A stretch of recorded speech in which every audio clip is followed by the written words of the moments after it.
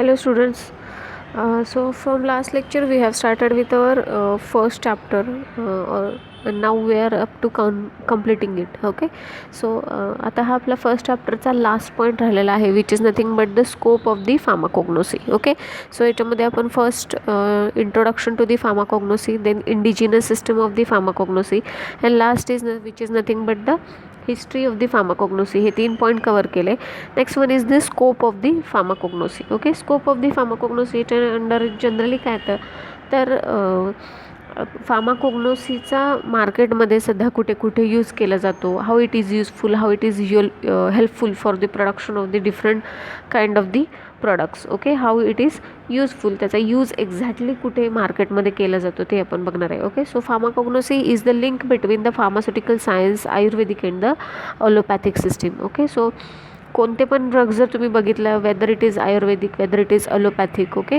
So all these are majorly come from the crude drug form or the plant origin or the animal origin. So for that we need to study the pharmacognosy. So it provides the link between the pharmaceutical science, ayurveda or the allopathy. Okay. So जरी आपण crude फॉर्ममध्ये एखादा drug use करत असेल, might be we are using any crude drug in case of Ayurveda आपण बोलतो आहे, तर आपण काय करतो, पहिल्यांदा तो ड्रग कल्टिवेट कसा करायचा, म्हणजे उगवायचा कसा, मग त्याचं कलेक्शन कसं करायचं, मग तो डिस्पेन्स करण्यासाठी कोणत्या फॉर्ममध्ये त्याचं प्रिझर्वेशन झालं पाहिजे मार्केटला पाठवण्यासाठी, या सगळ्या गोष्टी तिथे स्टडी केल्या जातात. म्हणजे पावडर केली जाते त्याची, समटाईम तो आहे तसा यूज केला जातो. ओके. ॲलोपॅथीमध्ये काय केलं जातं, त्या ड्रगचे जे ॲक्टिव्ह केमिकल कन्स्टिट्युएंट आहेत ते एक्स्ट्रॅक्ट करून त्याच्यापासून ते मिळवले जातात आणि ॲलोपॅथिक ड्रग्स तयार केले जातात. So this is the link between the all these things. Okay. So crude drugs are obtain from the plant, animal and the mineral source. The active chemical constituent is a core subject of the pharmacognosy. Okay. So majorly आपण हा pharmacognosy study का करतो, तर core काय आहे याचा, या आपण स्टडी करण्याचा, तर obviously it's active chemical constituent of the crude drug which are obtain from the plant, animal and the mineral source. Okay. So they are also used for the textile, cosmetic and the food industry. There are many more drugs which are used in a textile industry like the silk असेल तर सिल्कचं सुद्धा study आहे तुम्हाला फार्माकोग्नोसीमध्ये. Okay. So textile इंडस्ट्रीमध्ये याचा use होतो, कॉस्मेटिक्समध्ये use होतो, like the different kind of the waxes असतील ॲज अ बेस तिथे यूज केले जातात. ओके. आणि फूड इंडस्ट्रीमध्ये तर होतंच होतं, जसं आपण बघतो ऑइल्स वेगवेगळे यूज केले जातात. Okay. Next is the today the pharmacognosy have the better knowledge of the active chemical constituent and their therapeutic activity in the human being. आता बघतो nowadays compare to ancient time, आता आपल्याकडे भरपूर वेगवेगळ्या प्रकारचे drugs आहेत आणि we know all the active chemical constituent of their drug as well as we know the therapeutic activity as well as we very betterly know that is the extraction of that particular drug. Okay. So plant kingdom have the large number of the species with medicinal value like the antibiotic and the diuretic. Okay. So हे जे plant kingdom आहेत याच्यामध्ये तुम्ही जर आयुर्वेदामध्ये बघायला गेलं, there is all kind of a medication available. All म्हणजे जे वेगवेगळ्या टाईपचे डिसीजेस आहेत सगळ्यावरती मेडिकेशन त्यांच्याकडे अवेलेबल आहे. How, because all these drugs are come from the plant kingdom. Okay. प्लांटपासून आपल्याला सगळ्या प्रकारचे ड्रग, मग ते अँटीबायोटिक असू दे किंवा डायुरेटिक असू दे असे, किंवा डायबिटीसवर यूज केले जाणारे मेडिकेशन असू दे. ओके. सो हे सगळे मेडिकेशन आपल्याला कुठून मिळतात, प्लांटपासून मिळतात. आणि ultimately we need to study for this pharmacognosy. Okay. All over the world the demand for the herbal drug is increasing in the field of the pharmacognosy. So obviously आपल्याला माहिती आहे आयुर्वेदा भरपूर फेमस होत चालला आहे नावडेज. रॉ फॉर्ममध्ये drug use करण्याची जी प्रथा आहे ती खूप जास्त आलेली आहे, कारण obviously it does not have a side effect और it have a little side effect compare to the allopathy. Okay. So next is the आपण बघूयात सम branches of the pharmacognosy are as follows. Okay. So pharmacognosy have some branches under which particular things have been done. For first one is the, तर इथे first बघतोय आपण, that is the cultivation and collection of the medicinal plant. Next one is the extraction and isolation of and analysis of the phytochemicals. Okay. Then preparation of the general tonic or the stimulant.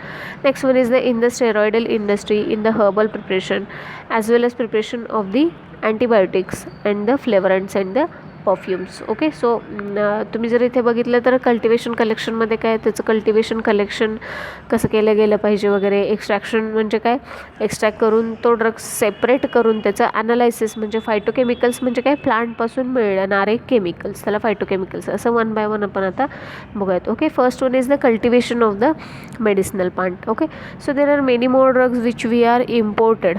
Okay, जे आपण import करतो. So instead of importing this drugs if we are cultivated it into our country.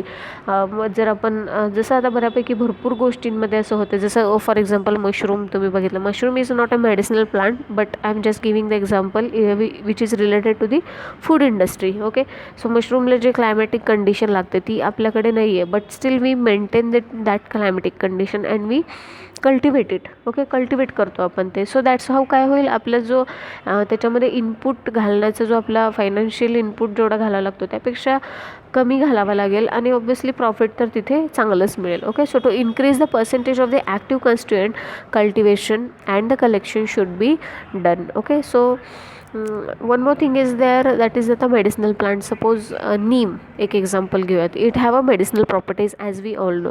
Okay, so neem medicinal आहे. आपल्याला suppose त्याच्यापासून कोणतं product तयार करायचं आहे किंवा मार्केटमध्ये त्याची चांगली मागणी आहे असं जर आपल्याला काही बघायचं आहे तर आपण जिथे जिथे नीमचे झाडं आहेत तिथे तिथे जाऊन ते कलेक्ट करून असं करणार आहोत का? Obviously not.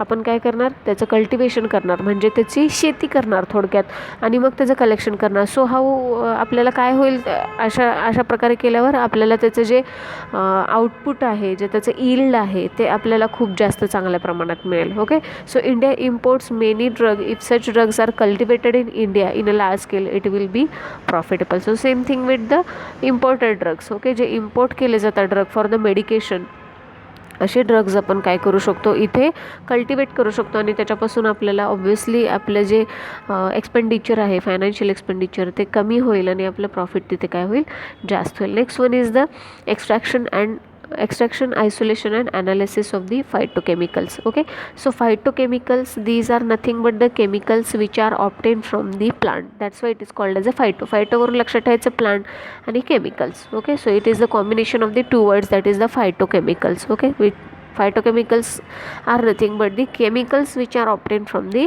plant. So first आपण काय करायला पाहिजे, त्याचं एक्स्ट्रॅक्शन करायला पाहिजे फ्रॉम द क्रूड ड्रग, ते पर्टिक्युलर जे फायटोकेमिकल आहेत त्याचं. त्याच्यानंतर त्याचं आयसोलेशन केलं जातं म्हणजे प्युरिफिकेशन, सेपरेशन केलं जातं आणि त्याच्यानंतर त्याचं प्युरिफिकेशन किंवा characterization which is come under the analysis of the crude drug. Okay, so in this separation of biological active ingredient is done. म्हणजे थोडक्यात काय करतो, एक फॉर एक्झाम्पल क्लो किंवा कार्डामम घ्या. ओके, इलायची ज्याला म्हणतो. सो त्याच्यापासून जे ॲक्टिव्ह केमिकल कन्स्टिट्युएंट आहेत ते रिमूव्ह केले जातात एक्स्ट्रॅक्शन करून, मग ते सेपरेट आउट केले जातात. After this purification and characterization is done. मग प्युरिफिकेशन आणि कॅरेक्टरायझेशन केलं जातं and then bioassay carried out for the phytochemical. आणि त्याच्यानंतर काय केलं जातं, त्याचे बायो ॲसे केले जातात. त्या बायो ॲसेमध्ये आपल्याला त्या पर्टिक्युलर ड्रगमध्ये कोणकोणते फायटोकेमिकल्स, कोणकोणत्या टाईपचे फायटोकेमिकल्स आहेत हे आयडेंटिफाय करणं होतं. Okay, so this is about the extraction, isolation and analysis of the phytochemicals. Next one is the preparation of the general tonic and the stimulants which are very commonly used. Okay, so तुम्ही बघितलंच असेल मार्केटमध्ये अडुळसा, शतावरी सारखे जे tonics आहेत which are available for the nourishment or for the growth or for the particular purpose. Okay, so all these things come under this category. Okay, so in this preparation of the tonic and the stimulant is carried out such as the shatavari or the adulsa. Okay, next one is in the steroidal industry. Okay, so steroidal drugs can also be prepared from the herbal drugs or the crude drugs, so by the extraction of the crude drug. Okay, so example is the extraction of the diosgenin from the Dioscorea. Okay, so Dioscorea हे प्लांटचं नाव आहे, त्याच्यापासून diosgenin नावाचं chemical काय केलं जातं, extract केलं जातं. Okay, so diosgenin which is the precursor for the synthesis of the steroidal drugs. Okay, so this is the Okay, so this is the diosgenin which is used for the synthesis of the steroidal drug. Okay, so steroidal drug synthesize करण्यासाठी diosgenin नावाचं chemical important आहे which is obtain from the Dioscorea. Okay, डायस्कोरियापासून ते मिळतं. Okay, so this is the example and this steroidal drugs such as the sex hormone or the contraceptives. Okay, next one is the herbal preparations. So nowadays we know the herbal preparations are very commonly used, which are highly effective, which have a low cost and easily available and less side effects. So for preparation of the herbal product or the preparations, these pharmacognosy is also helpful. Okay, next one is the preparation of the antibiotics. So these are prepared from the natural resources which are helpful to maintain the health. Okay, health maintain करण्यासाठी, which is nothing but these are used in as a bacterial infection झालं असेल तर bacteria किल करण्यासाठी हे antibiotics majorly काय केले जातात, use केले जातात. Okay, next is the last one, flavourants and the perfumes. Okay, so majority of the essential oils have the medicinal value as well as can be used as a flavorant and the perfumes like the, for example, mentha oil, mentha oil and the clove oil. Okay, so there are many more essential oils, volatile oils which are used for the purpose, medication purpose, as well as for the flavoring as a flavoring agent. For example, vanilla is also essential oil which is obtained from the vanilla pod, and this can be used for the medicinal purpose as well as for the flavorant as a perfumery. Okay, so this is about the scope of the pharmacognosy. Okay, so here we complete our first chapter.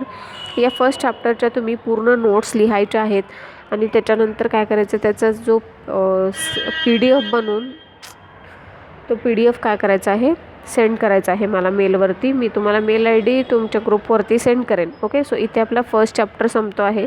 उद्या आपण next chapter चालू करणार आहे. Okay, thank you.